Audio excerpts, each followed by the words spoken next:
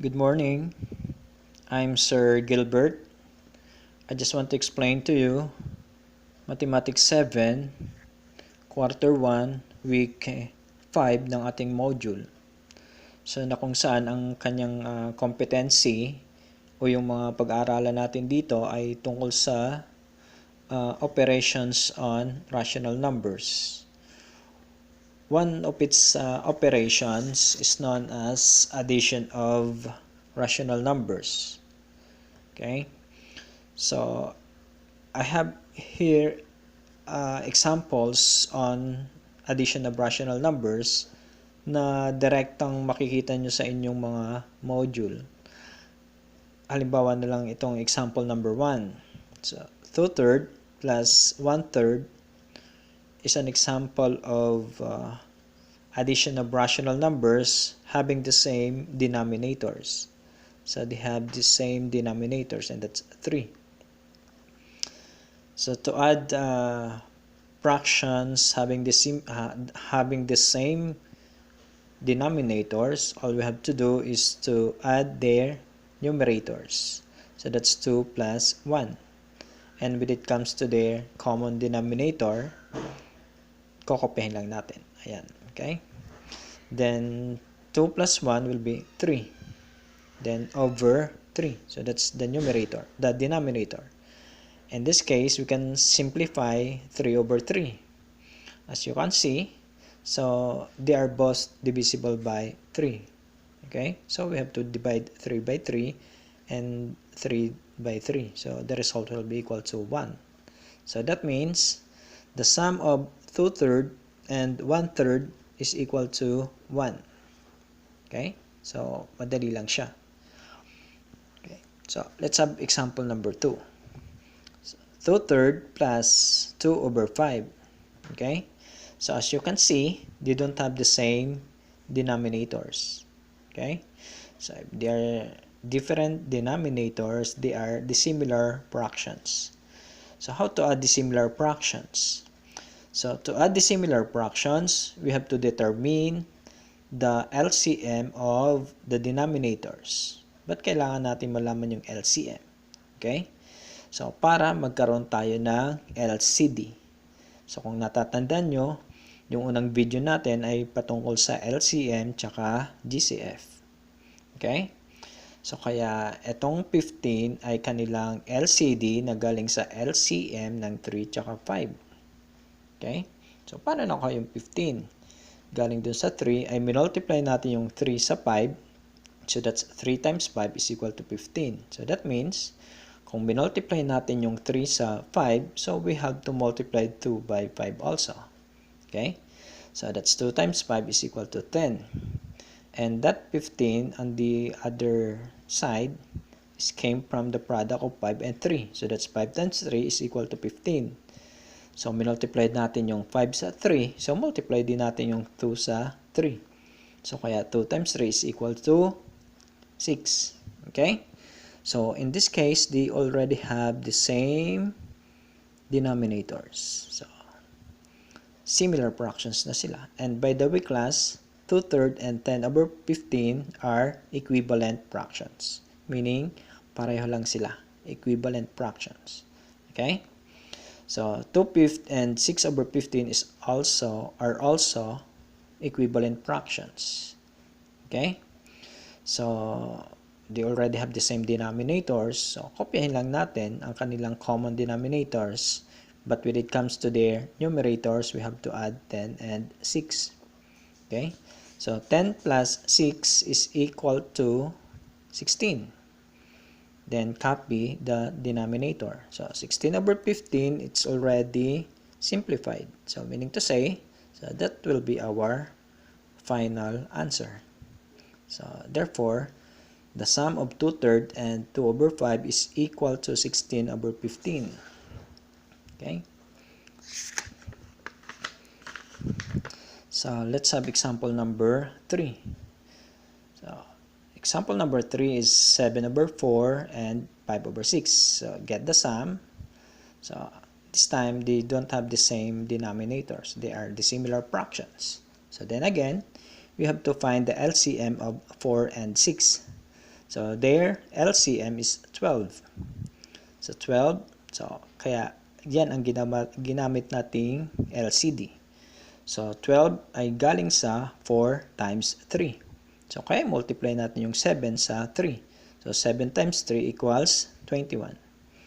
And that 12 here is came from the product of 6 and 2. So 6 times 2 is 12. So multiply natin yung 6 sa 2. So we multiply natin yung 5 sa 2. So that's 5 times 2 is 10. Okay?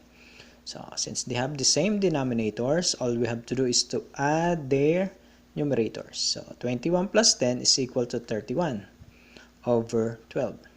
And then again, so 31 over 12, it's already in simplest form. So that would be our final answer. Okay?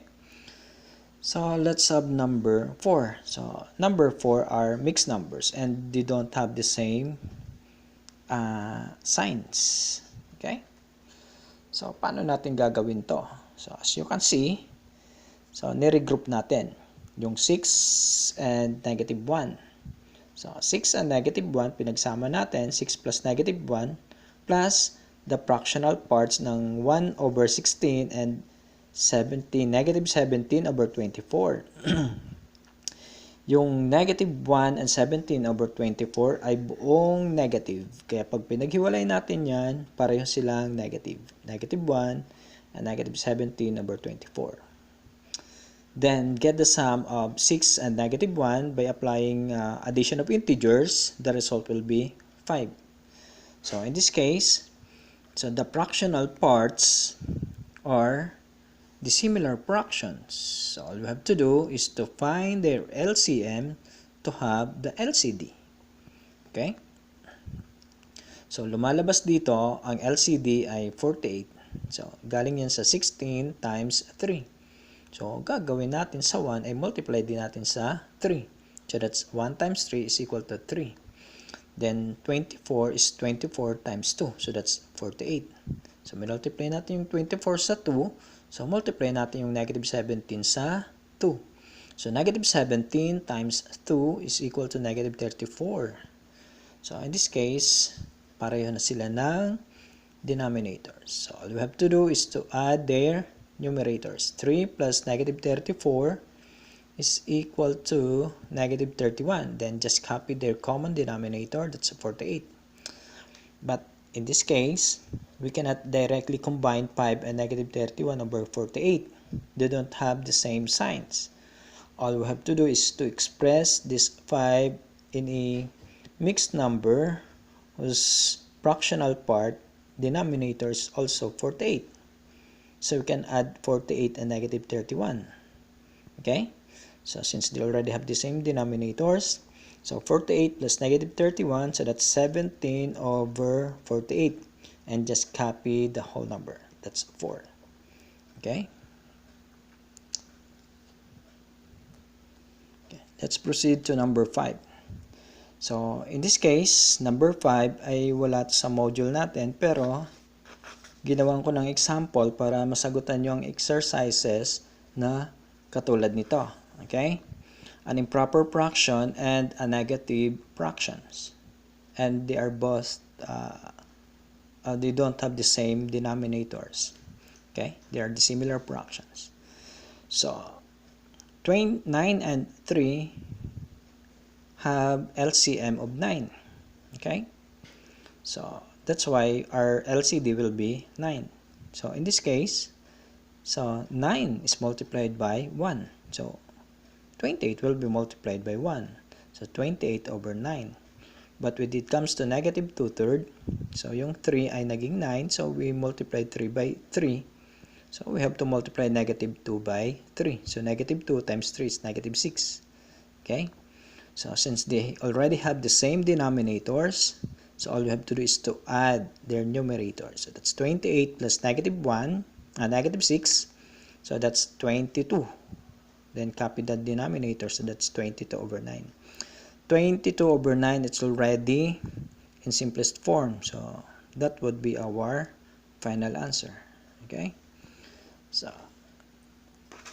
example number 6. Our example number 6 is also additional example. So, pareho silang mixed number na magkapareho ang sign. So, 2 and 3/4 plus 1 and 5/6. Ayun. So, by regrouping, sa pagsasamahin natin yung 2 tsaka yung 1. So, that's 2 plus 1 plus the fractional parts 3/4 and 5/6. So, that's 3/4 and 5/6 by addition. So, simplify. 2 plus 1 is equal to 3. And the fractional parts are dissimilar fractions. So, all you have to do is to find the LCM of 4 and 6. And that's 12. So, 12 is their LCD this time. Okay? So, 4 is multiplied by 3. So, we have to multiply 3 by 3. Okay? That's why it became 9. And that 12 came from the product of 6 and 2. So, that meaning to say, we multiplied 6 by 2. So, we have to multiply 5 by 2 also. So, that's became 10. Okay? So, 9/12 and 10/12 are already similar fractions. All we have to do is to add their numerators. So 9 plus 10 equals 19. Then copy their common denominators. So that's 12. And we cannot add 3 and an improper fraction. All we have to do is to convert 19/12 into a mixed number. So that's 1 and 7/12. So in this case, we can now add 3 and 1 and 7/12. So that would be 3 plus 1. So that's 4, and just copy the fractional part. Okay? So 4 and 7/12, it's already in a simplest form. So that's our final answer. Okay? Thank you.